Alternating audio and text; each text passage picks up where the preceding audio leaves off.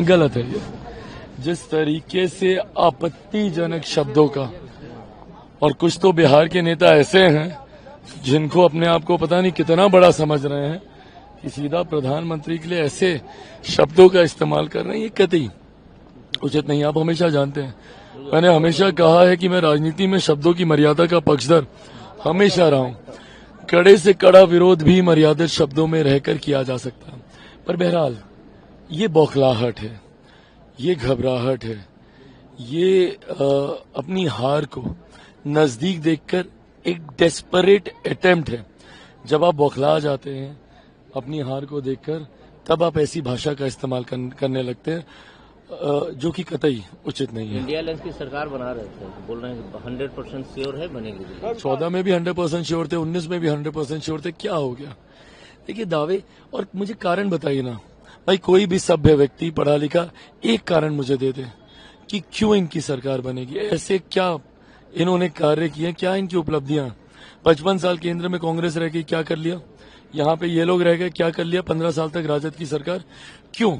आज कम से कम हमारे पास एक नेता है भाई। प्रधानमंत्री जी का जो प्रभाव है ये किसी से छुपा तो नहीं है, उनके नाम पर जो उत्साह है। हमारे गठबंधन का नेता है, गठबंधन की विकास की नीतियां हैं, उपलब्धियां हैं। वो लोग, वो लाभार्थी जिनको अलग अलग गरीब कल्याण योजनाओं का लाभ मिला है, वो लाभार्थी हैं। आप मुझे बताइए ना कि विपक्ष के पास क्या है? ना नेता है, ना नीति है, ना नियत है। नियत होती तो लाठी में तेल पिलाकर लाठियां नहीं चलवाते, नियत होती तो लैंड के जॉब के बदले लैंड नहीं रखवाते। तो ऐसे में कोई भी इनके पास क्यों जाएगा? तीसरे फेज का पोल है, परसों चुनाव प्रचार आज थम गया, अभी लगातार लग रहे हैं, क्या मूड देख रहे हैं जनता का?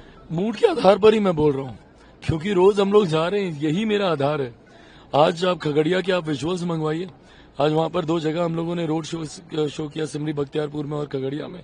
दोनों जगह अभूतपूर्व, लिटरली, क्योंकि 14 में भी मैंने वहां पे रोड शो किए हुए हैं, मैंने 19 में भी मैंने रोड शो किए हैं।